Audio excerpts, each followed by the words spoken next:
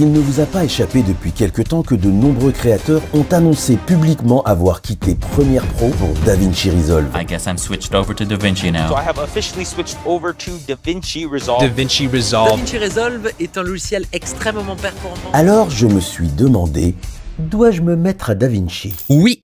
Vil tentateur, puisque c'est ça, j'essaye de faire mon prochain tuto avec DaVinci. Sauf si je panique. Le défi d'aujourd'hui consistera donc à maîtriser les modules de montage et de mixage, et pour corser l'affaire, je vais le faire en un jour. Alors restez bien jusqu'à la fin parce que j'aurai aussi une petite annonce à vous faire.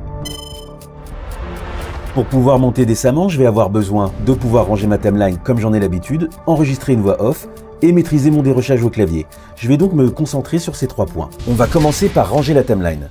Comme DaVinci possède de petits cadenas comme dans Premiere, je vais pouvoir paramétrer ma timeline comme j'en ai l'habitude en séparant les différents types de médias pour monter de façon ultra organisée. Je vais donc réserver un espace pour les facecam, un pour les b-rolls, les textes et les animations. Et pour le son, pareil, un espace pour les voix, un pour les sound design et un autre pour la musique. On se met en pancake en cliquant ici sur le petit plus et en activant le nom de la timeline que l'on souhaite afficher. Alors comme ça, tu changes de crèmerie.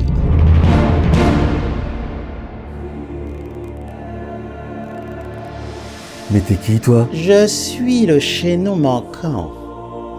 Avouez que ça vous défrise. Des petites sautes d'humeur. C'est moi. J'ai jamais De putain de sautes d'humeur, mais bien sûr. Et puis, je suis pas en train de changer de crèmerie. Ah ouais? Et ça, c'est pas DaVinci peut-être? Bon, je peux reprendre ma vidéo? Bon allez, on va y aller. Mais comment on fait pour faire une voix off dans ce logiciel?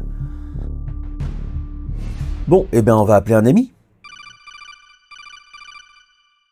Salut Otakos.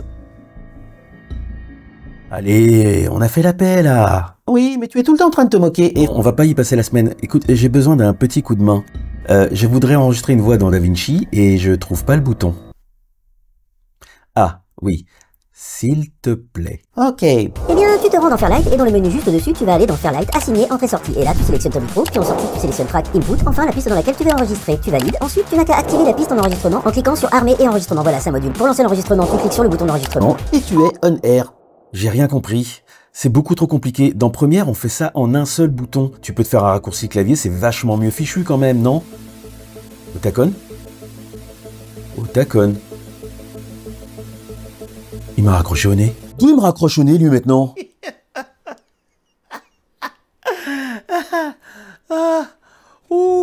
Maintenant qu'on s'est enregistré une voix off, on va se préoccuper du mix.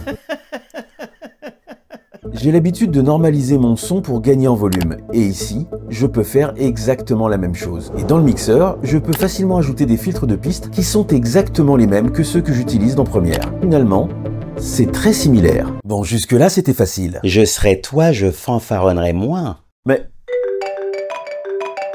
Réponds à ton téléphone. Monsieur Daclina. Ouais, vous êtes qui? Alain Daniel de France Formation. Mais comment vous avez eu ce numéro, vous? Je vous appelle pour faire le bilan de vos droits en formation. Et pourquoi tu ferais pas plutôt le bilan de ton cul, toi?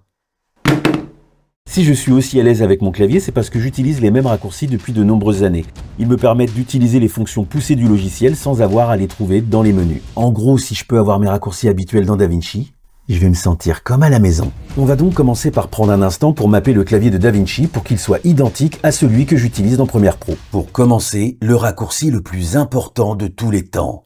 Alt plus flèche du haut. Ouais, dit comme ça, je me doute que vous ne mesurez pas l'importance de cette fonction. Alors voilà, quand je monte un documentaire, je ne travaille pas seul. Je suis avec un réalisateur ou une réalisatrice et nous avons besoin de communiquer sur la même base. Alors voilà comment nous faisons. Je prends le contenu d'une journée de tournage et je le mets dans une timeline, que je nomme par exemple Bab J1. Je veille à ce que tous les clips arrivent bien dans l'ordre de tournage et je mets un timecode à l'image, comme ceci. Cette timeline, je l'exporte et je l'envoie à mon binôme qui va s'en servir pour sélectionner des phrases d'interview qu'on va garder pour le montage en se référant à leur timecode. Cette timeline va servir de référence et je ne vais jamais rien effacer dedans pour que les timecodes des phrases ne bougent jamais. Ainsi, je retrouverai toujours les phrases sélectionnées par le ou la réal. Alors comment je fais pour sélectionner ces phrases et les retrouver facilement? Grâce au TC, je retrouve facilement les moments qui nous intéressent. Je les sélectionne grâce à un point d'entrée et un point de sortie. Et là, Alt plus O, et boum! Le passage sélectionné monte sur la traque du dessus. Il est isolé, et comme les TC n'ont pas bougé, je peux continuer à isoler d'autres passages sans difficulté. Une fois cette étape terminée, je vais pouvoir ordonner les passages sélectionnés dans une nouvelle timeline, et je vais pouvoir structurer ce qu'on appelle dans le jargon l'éditorial. Cette fonction, elle est aussi vitale pour illustrer de grandes quantités d'images d'illustration. Je vous montre. Si je mets en lecture, je peux faire des sélections sans jamais arrêter le défilement. Quand on est assez habitué, on peut alors mettre la vitesse en x2 ou x4 et avaler des kilomètres d'images d'illustration. Une fois arrivé au bout de la timeline, il ne reste plus qu'à dupliquer tout le contenu de la piste 2 dans une nouvelle timeline qu'on va appeler sélection d'illustration par exemple. On supprime les espaces et on se retrouve avec une timeline avec que des plans utilisables. Il ne reste plus qu'à illustrer son montage en se mettant en montage pancake. Bien, ouvrons DaVinci. Et mettons mon raccourci habituel, Alt plus flèche du haut sur déplacer les plans vers le haut qui est l'équivalent de la fonction d'en première. Voilà, quand j'essaye de faire monter un clip sur la piste supérieure, ça marche impec. Et quand j'essaye de faire la même chose pour une sélection qui se trouve entre in et out, tiens.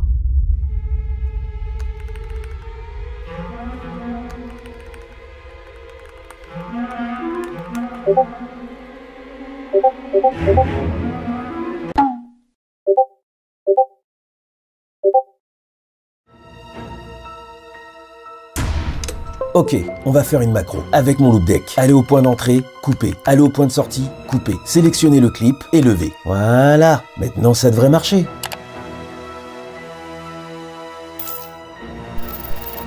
Hein?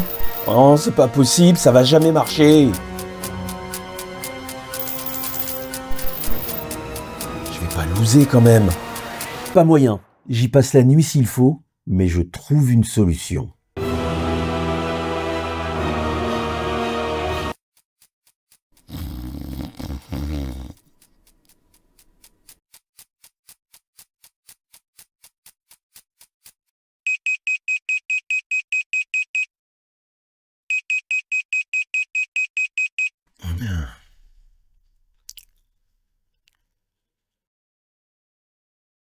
J'ai trouvé. Rappelez-vous, je voulais faire des sélections en levant des clips sur la piste supérieure, mais dans DaVinci, c'était pas vraiment possible. Et bien voilà comment j'ai contourné la difficulté. L'astuce est simple, je peux couper un clip pendant la lecture. Ensuite je fais pause, je coupe à nouveau, et comme j'ai activé sélectionner le plan sous la tête de lecture, DaVinci sélectionne le plan que je viens de couper automatiquement. Je n'ai plus qu'à le lever comme je fais d'habitude, et je peux relancer la lecture et recommencer. C'est un poil moins pratique que ce que je fais d'habitude, mais je pense qu'avec un petit peu d'exercice, je vais pouvoir aller de plus en plus vite. Et ben voilà, je maîtrise DaVinci maintenant. Et je n'ai pas eu besoin de désapprendre tout ce que je savais. Et je vais vous expliquer pourquoi. Le logiciel pour le monteur est l'équivalent de la paire de ciseaux pour un coiffeur. Un bon coiffeur pourra vous faire la coupe de vos rêves, quelle que soit la marque de la paire de ciseaux qu'il utilise, du moment que les lames sont affûtées. De la même façon, un bon monteur vous fera toujours un bon montage, quel que soit le logiciel. Et il ne lui faudra jamais très longtemps pour s'adapter à un nouvel outil pour faire briller son talent. Bon, faut pas abuser quand même, mais vous avez compris le message. Le logiciel, on s'en fout. Bref, à l'usage, j'aime beaucoup DaVinci, même s'il y a quelques points noirs. Tu permets que je prenne la suite? Les points noirs, c'est ma spécialité. Si je te laisse faire, tu arrêtes de ricaner dans mon dos? Top là! Un point noir, c'est une accumulation de peau morte et de sébum qui s'est incrustée à l'intérieur de ton pore et qui s'est oxydé au contact de l'air. Les points noirs peuvent donner des boutons ou de l'acné. DaVinci donne de l'acné. Mais c'est quoi ce bordel encore? Oh la boulette. La scamette vaincra. La scam? Ouh, il commence à me gonfler cela. Alors la réponse à la grande question, vais-je migrer sur DaVinci? Eh bien non. Et en même temps, peut-être. DaVinci, je l'ai trouvé super et je me suis très vite habitué. Par contre, le problème, c'est qu'en boîte de prod, là où je travaille, eh ben on l'utilise pas pour monter. Donc je vais devoir rester sur Premiere. Par contre, pour chez moi, mes projets perso, je pense que je peux tout à fait l'utiliser et donc à l'avenir, il y aura sans doute sur la chaîne des tutos sur DaVinci. Bah vous attendez quoi? Bah pourquoi vous restez? Oh oui, je devais faire une annonce. L'annonce. J'ai pris la décision de ne pas accepter de travail pendant tout l'été pour pouvoir me consacrer à la création de ma formation. Enfin. Et donc pendant ce temps-là, bah, je vais pas gagner d'argent et je vais m'appauvrir. Donc pour compenser, j'ai décidé de pouvoir donner des cours particuliers pour que vous puissiez progresser quels que soient vos niveaux et que moi je puisse continuer à nourrir le chat. Donc si vous voulez plus d'informations sur ce sujet, je vous ai mis un lien dans la description.